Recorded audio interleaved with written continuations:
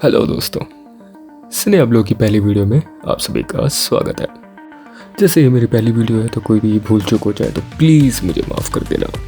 तो चलिए स्टार्ट करते हैं बात करना हनुमान मूवी के बारे में। बट उससे पहले मेरे पास एक वीडियो है, मुझे नहीं पता बट प्लीज़ उसको एक बार देख लीजिए। बंद करो, हाथ जोड़ के मैं मोदी साहब से गुजारिश करता हूँ। हाँ, मैं जानता हूँ मैं थोड़ा लेट हो चुका हूँ इस मूवी के बारे में बात करने के लिए, बट आई थिंक ये सबसे अच्छा टाइम है इसके बारे में बात करने के लिए, क्योंकि बिकॉज जब भी कोई चीज़ बहुत ज़्यादा हाइप में होती है या फिर कोई भी मूवी बहुत ज़्यादा हाइप में होती है तो मेजरली क्या होता है कि जो हमारे डिसीजन होते हैं वो उस हाइप के चलते इम्पैक्ट हो जाते हैं, चाहे नेगेटिव में हो या पॉजिटिव में हो। फॉर एग्ज़ाम्पल हम इसके लिए पुण्य सुपरस्टार का एग्जाम्पल लेते हैं। जब वो बिग बॉस में थे तो अचानक से उनकी हाइप बहुत ही ज़्यादा पॉजिटिव हो गई थी।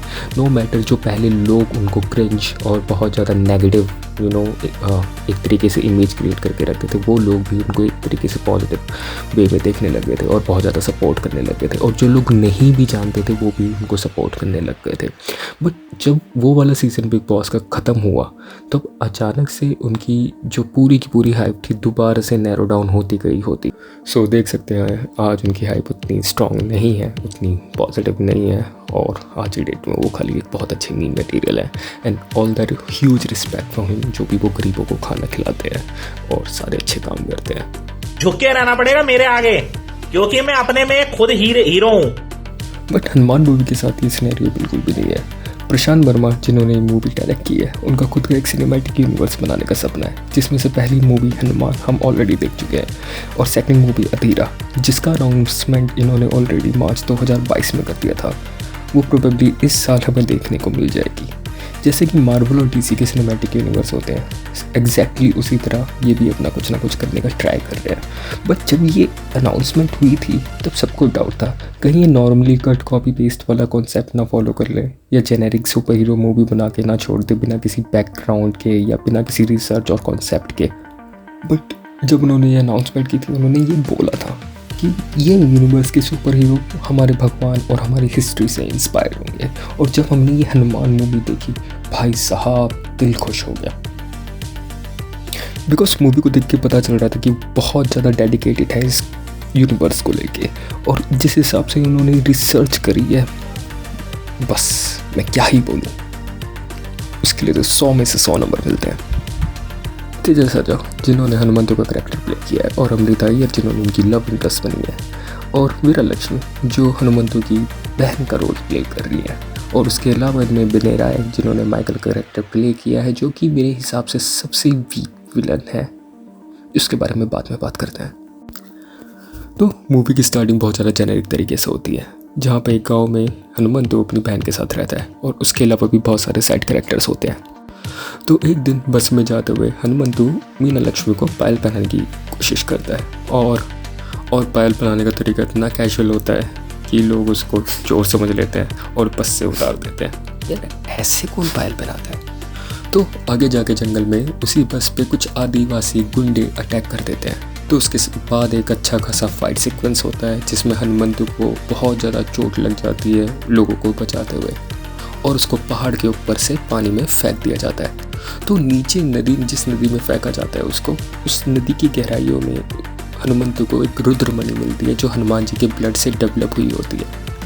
उसके बाद स्टोरी आगे बढ़ती है और हनुमंतु अपनी पूरी सुपर पावर्स को एक्सप्लोर करता है, जैसे कि super speed, super strength, super healing and fly.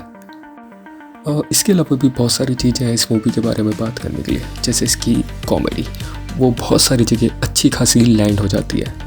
But main बात यह है कि इस मूवी ने वर्क क्यों किया।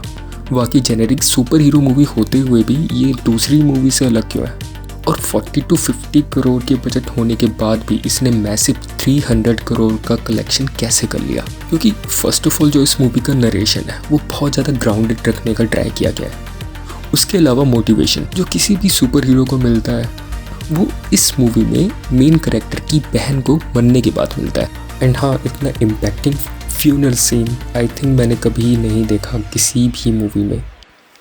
उसके बाद आता है मूवी का वो पॉइंट जहाँ से मूवी एकदम से स्काई हाई होने लगती है, हाइप पकड़ने लगती है, और वो हाइप नीचे आती ही नहीं है। हाँ, उस मूवी का एक फाइनल बैटल जो होता है वो थोड़ा सा वीक लगता है, बट उसके अलावा जो सारी चीज़ें दिखाई जाती हैं, बताई जाती हैं, कसम से गूज़बम्प्स पे गूज़बम्प्स आ रहे थे मेरे को थिएटर में। क्योंकि फर्स्ट पॉइंट, जो ऋषि जो हमारे हीरो की हेल्प कर रहे होते हैं वो कोई और नहीं बट हमारे 8 चिरंजीवियों में से एक चिरंजीवी विभीषण जी होते हैं। और उनको बस ऐसे ही नहीं दिखा दिया है, वो हनुमंतु को उनका मोटिव बताते हैं और वो अभी ही क्यों नजर आए इसका रीज़न भी समझाते हैं। और वो जैसे राक्षसों का आना और वो सारी चीज़ें, it's all make proper sense. उसके बाद एंड में भाई साहब हनुमान जी को जिस तरीके से दिखाया गया था और वो जिस तरीके से हनुमंतु को उसका केप देते हैं, भाई साहब पूरा का पूरा थिएटर पागल हो चुका था उस टाइम पे। उसके अलावा भी जब हनुमंतु अपना एक तरीके से कॉस्ट्यूम रिवील करता है और अपने कपड़ों पर हल्दी और कुमकुम लगाता है, जो कि एक तरीके से पूजा के भी काम आती है, वो एक बहुत ही अच्छा रेफरेंस दिया गया है कि इस मूवी में कुछ भी ऐसे ही नहीं दिखाया गया। क्योंकि एक तरीके से देखा जाए तो रेफरेंस होना आजकल की मूवी में बहुत ज़रूरत है। उसके अलावा रिलीजियसली कनेक्टेड बहुत सारे रेफरेंस दिए गए हैं, जैसे कि हनुमंतु की बहन का नाम अंजमा होना और वो बड़ा सा पत्थर उठाने वाला सीन जो कि संजीवनी बूटी लाने वाले सीन से बहुत ज़्यादा मेल खाता है। उसके अलावा उन्होंने मार्वल और डीसी का भी बहुत सारे रेफरेंस दिए हुए हैं। बाकी इस मूवी में कई खामियां भी थी, जैसे कि इस मूवी का VFX, बट अगर देखा जाए कि इस मूवी का बजट 30 से 50 करोड़ के बीच का था, उस हिसाब से इस मूवी का VFX ओके है, आधे % तो बहुत सही है। बट मेरे अकॉर्डिंग जो इस मूवी का सबसे वीक पॉइंट था वो था इस मूवी का विलन। बिकॉज विलन को बहुत ज़्यादा मोटिवेटेड नहीं दिखाया, बहुत ज़्यादा इम्पैक्टिंग नहीं दिखाया गया, जो कि मेरे अकॉर्डिंग सही कर सकते थे। बट सारी की सारी बात वहाँ पे आती है कि जिस हिसाब से इस मूवी ने हमारे हिस्ट्री को रिप्रेजेंट किया है, ये मूवी एक्चुअली में ये हाइप डिजर्व करती है। बाकी इस मूवी का म्यूज़िक भी बहुत अच्छा है, स्पेसिफिकली वो एंड में जो हनुमान चालीसा गाई जाती है, हाय हाय हाय हाय, क्या ही बताऊँ मैं। उसके अलावा उन्होंने इस मूवी के पोस्ट क्रेडिट सीन में इस मूवी का सीक्वल ऑलरेडी अनाउंस कर दिया है, जो कि मोस्ट प्रोबेबली 2025 या 26 में हमें देखने को मिलेगा। बट इंटरेस्टिंग फैक्ट ये है कि उस मूवी में राम जी के रोल के लिए इन्होंने किसी और को नहीं, रामचरण जी को अप्रोच किया है। और इसके अलावा भी इस यूनिवर्स से 2 और मूवी का रूमर सुनने को आ रहा है, जिसमें से कि एक मूवी एक फीमेल ओरिएंटेड यानी कि फीमेल सुपर हीरो मूवी होने वाली है। इसी के साथ इस वीडियो को रैप करने का टाइम आ गया है और एक वीडियो आपको बहुत जल्दी देखने को मिलेगी और वो एक लेटेस्ट मूवी के बारे में होगी। तो चलो टाइम आ गया अलविदा कहने। लाइक करो, शेयर करो, जो मर्जी वो करो यार, इतनी सारी चीज़ें कर रहे हो तो प्लीज़ चैनल को सब्सक्राइब भी कर देना। Take care.